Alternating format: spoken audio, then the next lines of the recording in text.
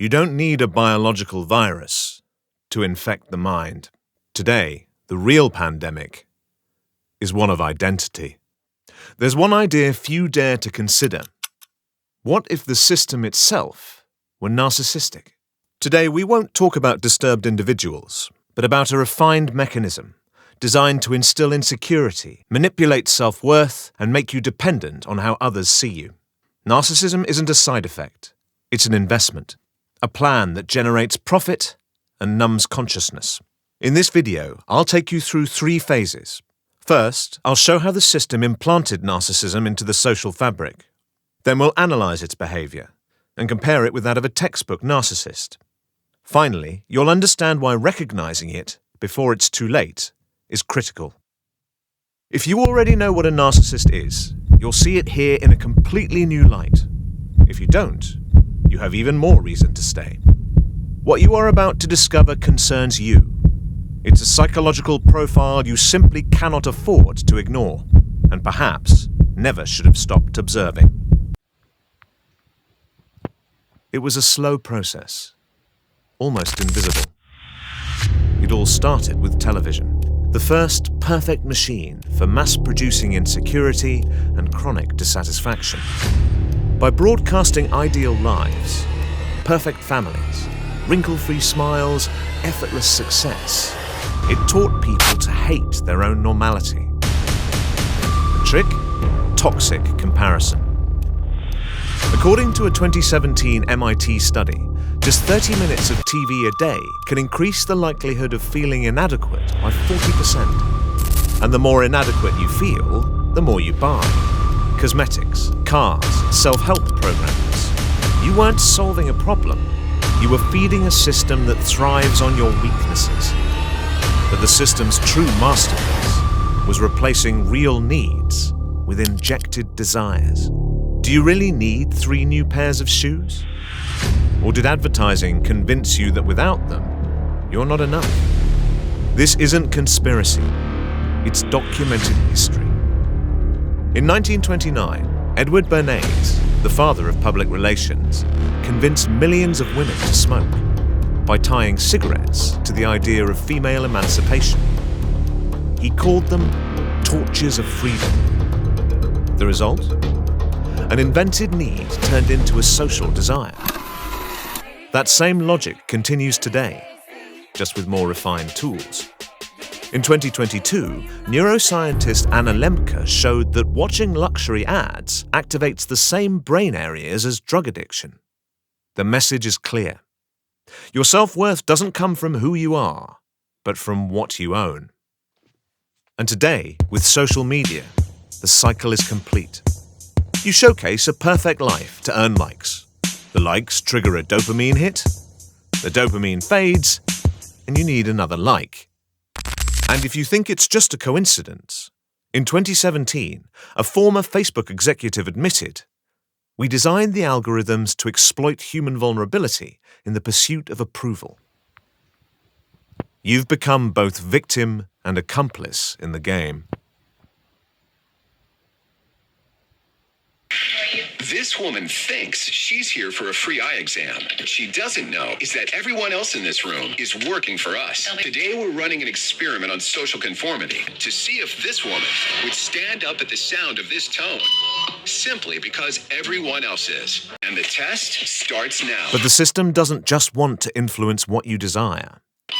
It wants to script what you think. Through media, schools, entertainment, even activism, it imposes a dominant narrative. Approved words, approved ideas, approved emotions. An invisible script that millions end up performing without even realizing it. But God forbid you step off script. Think for yourself. Ask difficult questions. You'll be mocked, isolated, pathologized. After just 3 beeps, and without knowing why she's doing it, this woman is now conforming perfectly to the group. This is where the system's most insidious face shows itself. It doesn't attack you directly. It surrounds itself with an army, what psychology calls flying monkeys, people who, believing they're protecting the greater good, end up silencing anyone who dares to question the dominant narrative. In good faith, but with devastating consequences. This is how systematic narcissism survives. Not by destroying critical thought, but by making it socially unacceptable. She's now conforming to the rules of the group without them even being there.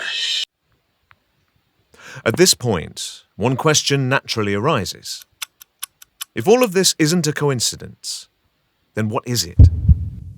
Is it just strategy? Just control? No. It's a profile. A psychological one.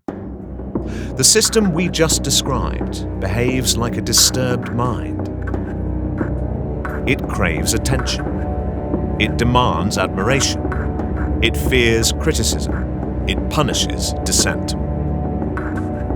And to function, it must destroy others' self-esteem, to maintain its own illusion of greatness. Sounds familiar? We're not just talking about power. We're talking about pathological narcissism. But before we connect the dots, we need to understand what a narcissist really is, how they work, what drives them. Because if you don't recognize the problem in individual form, you'll never see it when it dresses up as a system. To recognize it out there, we must first see it up close. Not as a concept, but as a human profile. Behind every pathological narcissist, there's a mirror. Not an ordinary one, a distorted mirror that turns insecurity into grandiosity, fragility into a mask of invincibility. This is not a metaphor. It's the sickness of narcissistic disorder, the false self. An identity built on the ruins of self-esteem, born from the fear of being inadequate, unloved, not enough. To survive, the narcissist replaces their humanity with a character, charismatic, confident, perfectly fake. But there's a problem. The narcissist is like an addict. They need higher and higher doses of admiration, of control, of attention, and like every addict, they'll do anything to get their fix. The narcissist is a lie in human form. They can't handle criticism. They live in total egocentrism. They are incapable of love. Not even parents. Not even children. No one escapes the emotional void. And to avoid collapse, they must make others feel even more fragile. Devaluing to manipulate those with low self-worth. Lying to protect their false self. Isolating to stop anyone from exposing the illusion. Now that we've understood what a narcissist really is, it's time to connect the dots. Because some of their most disturbing behaviors, we've already seen them, just on a much, much bigger scale. A narcissist doesn't need to shout to control you. All they have to do is make you doubt yourself. They isolate you with undertones, rewrite conversations, accuse you of overreacting. They don't forbid your thoughts. They make you feel stupid for having them. It's the same technique the system uses, except now it's called collective gaslighting.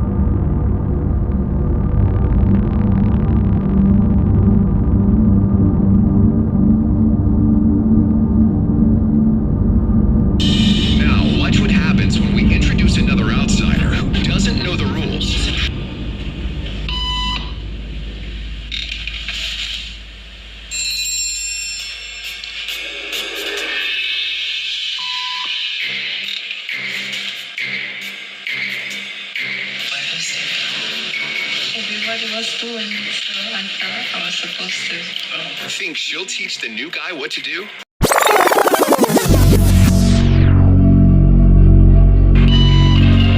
They don't say, "You can't say that." They say, "Do you really believe that? That idea is harmful to society. You're dangerous." And so your sense of reality starts to tremble. You no longer know what's true, what's acceptable, what's yours, and what was put inside your head. The narcissistic system doesn't need to silence you. It just needs to make enough noise to drown out your voice. And while you grow confused, feel wrong, begin to withdraw, it pushes others forward. This is where the flying monkeys come in. In psychology, they're the people who act on behalf of a narcissist, attacking, discrediting, or isolating anyone who questions them. They're not evil. They've been manipulated. They believe in the mask the narcissist projects. They're convinced they're defending the truth, and that makes them the most effective weapon. The system, like any narcissist, doesn't destroy you alone. It turns others against you, and you against others. It's the perfect way to silence those who swim against the current without ever getting its hands dirty. At this point in the video, a new question arises. If the system behaves like a narcissist, why would it want to turn us into narcissists too? The answer is simple. Because it pays. A lot. Narcissists consume more. They constantly chase status symbols, recognition, approval. They buy to be seen. They buy to feel superior. They buy to fill a void that never fills. Narcissists don't rebel. They're too busy admiring their own reflection. They live on a stage where only one thing matters: being watched. They have no time for justice, no room for conscience. And worst of all, narcissists create other narcissists. A father obsessed with success raises a son who confuses love with approval. A mother who lives for appearances teaches her child that to be worthy, you must be liked. It's a cycle, a contagion, a culture grown in a lab. And the bigger it gets, the more useful it becomes to those who planted the seed. So now we must ask, who's really winning? Because the stakes aren't your time or your money, it's your mind. The system no longer wants to control you from the outside. It wants to live inside you, to make you desire what weakens you, to make you defend what exploits you, to make you feel ownership over what it implanted. At that point, it doesn't need chains anymore, because you will guard your prison with pride. And so, the only real rebellion isn't shouting in the street. It's recognizing the voice inside your head and asking, is it really mine? The system painted your emptiness as a blank canvas. But emptiness isn't a lack. It's space. Space to fill yourself with something no ad can ever sell you. Yourself.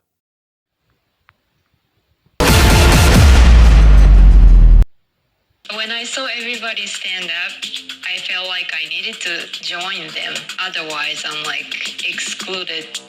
Once I decided to go with it, then I felt much more comfortable.